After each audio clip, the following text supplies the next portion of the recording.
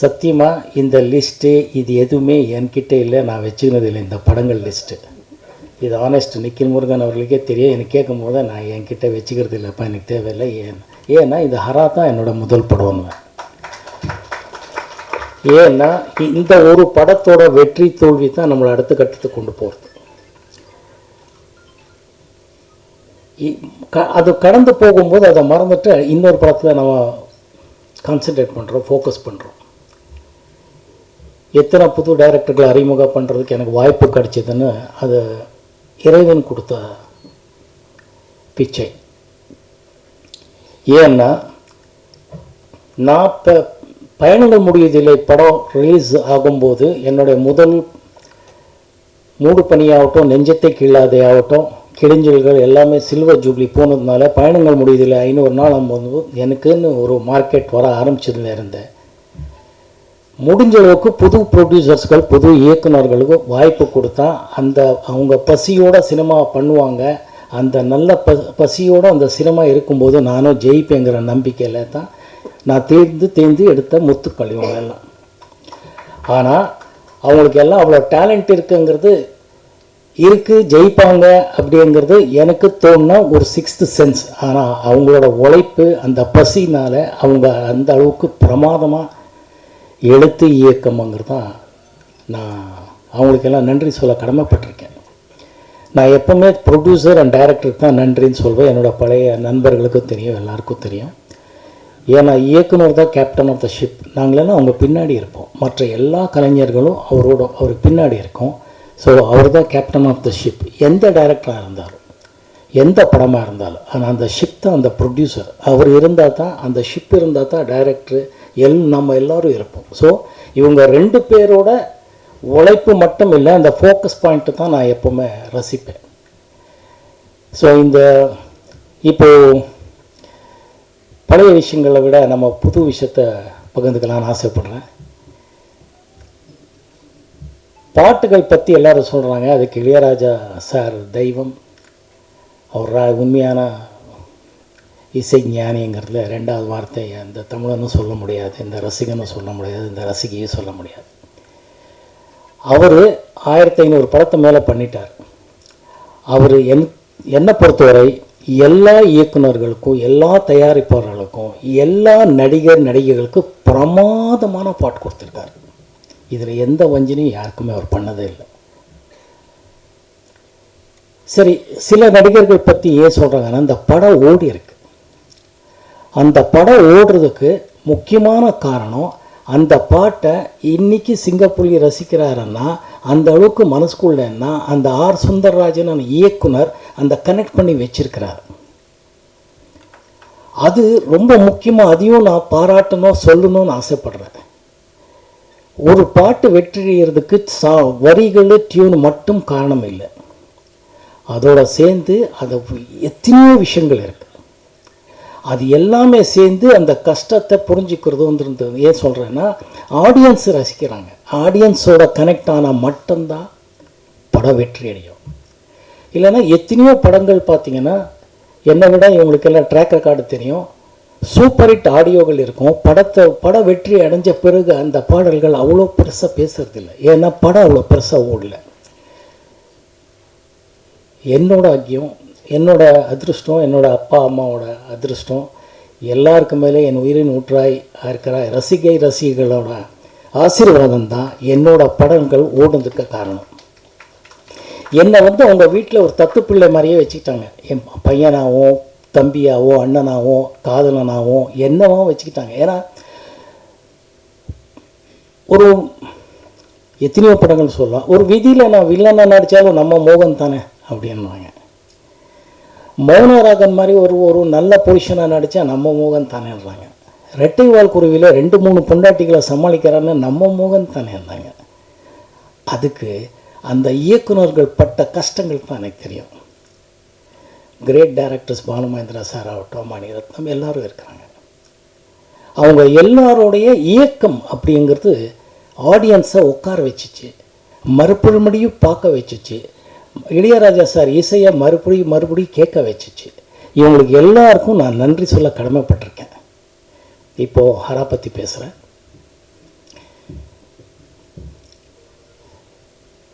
விஜயஸ்ரீ இயக்குனர்.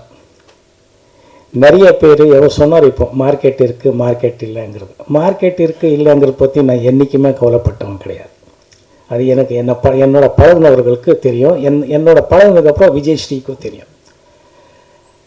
எனக்கு பிடிக்கணும், எனக்கு இங்கே செட் ஆனால் தான் படத்தில் நடிப்பேன், இல்லைன்னா நடிக்க மாட்டேன். ஏன்னா நான் என்னை நம்பி இருக்கிறாங்கிறது இல்லை, என்னை ஆராதிக்கிற என்னை மதிக்கிற ரசிகர்கள் எப்பவுமே டிசப்பாயிண்ட் பண்ணக்கூடாதுங்கிறது ஒரே நோக்கம்தான் எனக்கு.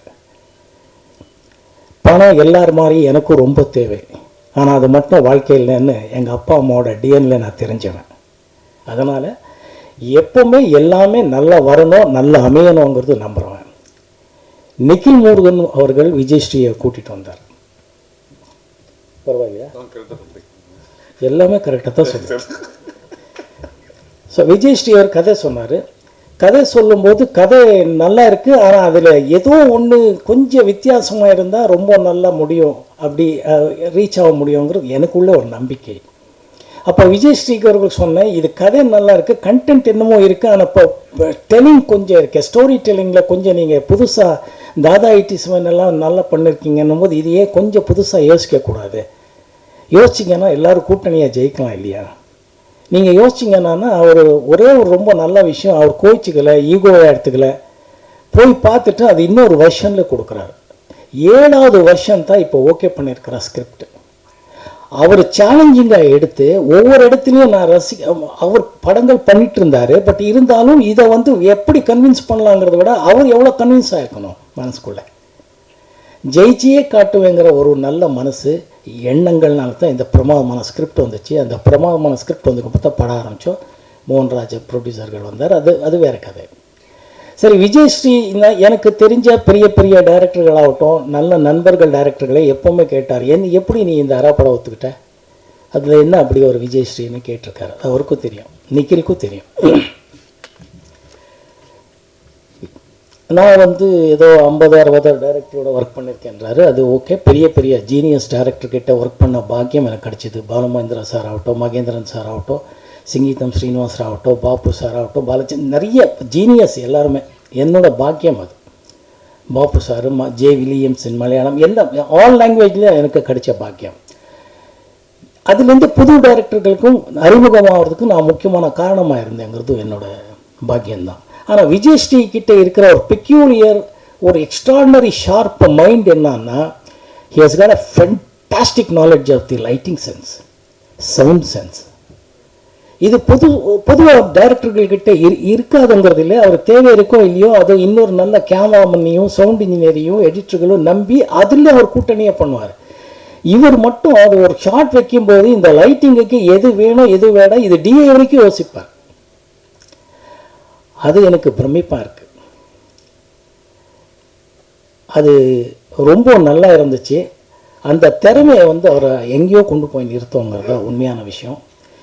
எத்தனையோ புது டைரக்டர்களை அறிமுகம் பண்ணிட்டாருங்கிற ஒரு நல்ல விஷயங்களில் இப்படி ஒரு பட்ட டைரக்டர் நான் எப்படி இது மனோபாலா சொன்ன வார்த்தை. அவர் இன்னைக்கு நம்மளோட இல்லை, என்னோட நண்பன். படம் ஷூட்டிங்கில் முதல்ல சண்டை போட்டு போனால், அதுக்கப்புறம் ஷூட்டிங்கில் இந்த வார்த்தை கேட்ட அப்போ தான் சொன்னேன், இப்போ பாரு மகனை நான் எதுக்கு யோசித்தேன், எதுக்கு பண்ணேன் பாருன்னா, அதுக்கப்புறம் ஆமாண்டா கரெக்டடா, இது எப்படிடா, அதுதான்மா, something says he is very good, don't comment, just follow him, everything will be ஓகேன்னு.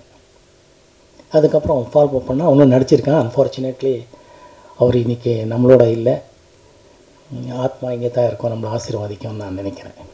ஸோ அந்த ஒரு விஷயத்தில் விஜயஸ்ரீ அவர்கள் மியூசிக் சென்ஸ் ஆகட்டும், அவர் பண்ண டி ராஜேந்திரன் மாதிரி, குட்டி டி ராஜேந்திரன் சொல்லுவார், லிரிக் ரைட்ரு, எடிட்டிங்கு, ஃபோட்டோகிராஃபி, லைட்டிங்கு, மார்க்கெட்டிங்கு, அதான் சொன்ன மாதிரி எல்லா தொழில்நுட்பங்களும் தெரிஞ்சிருக்கிறாரு. அதில் ஏதோ ஒரு புதுசாக பண்ணி ரீச் பண்ணணும்னு ஆசைப்படுறாரு. அந்த பசி இருக்கிற வரை அவர் ஜெயிச்சுட்டே இருப்பார். அதுதான் உண்மையான விஷயம். அவருக்கு உடம்பு ஆக்சிடெண்ட் பற்றி சிங்கப்புலி சொன்னார், மற்றவங்க எல்லாம் சொல்லியிருக்காங்க. அவர் இன்றைக்கி இப்படி இருக்கிறது ரொம்ப முக்கியமான காரணம் அவரோட குடும்பம்னு நான் நினைக்கிறேன். அவரோட ஒய்ஃப் கிரேட் லேடி இங்கே வந்திருக்காங்களா, கிரேட் லேடி. தவமாக இருந்தாங்க அந்த அம்மா, தவமாக நின்று பிரார்த்தனை பண்ணாங்க, தவமாக இருந்து தைரியமாக இருந்தாங்க. தவமாக இருந்து நம்பிக்கையாக இருந்தாங்க. தவமாக இருந்தால் நம்பிக்கை கொடுத்தாங்க. அந்த அம்மாவோட ஒவ்வொரு வார்த்தையும் இவருக்கு அவ்வளோ பெரிய டானிக். அந்த அம்மா சொல்லும், சார் மோகன் சார் வந்துடுவார் சார், இந்த மனுஷன் இவாசின் கோமா. அந்த அம்மா சொல்லும், கிரேட் லேடி. ஸோ இவரோட ஒய்ஃபோட புண்ணியமும் குழந்தைங்களோட புண்ணியமும், இவர் மறுபடி சொன்ன மாதிரி ஹரா படத்தை முடிக்கணும்னு திருப்பி வந்திருக்காரு. இல்லை, நிறைய படங்கள் பண்ணணும் ஆசைப்படுறோம். நிறைய நல்ல படங்கள், நல்ல கண்டென்ட் வித்தியாசமாக கொடுப்பாரு. அந்த நல்ல படங்கள் மக்கள் ரசிப்பாங்கன்னு நினைப்பேன். என்னோட நினப்பு, என்னோட ஆசையை கூட.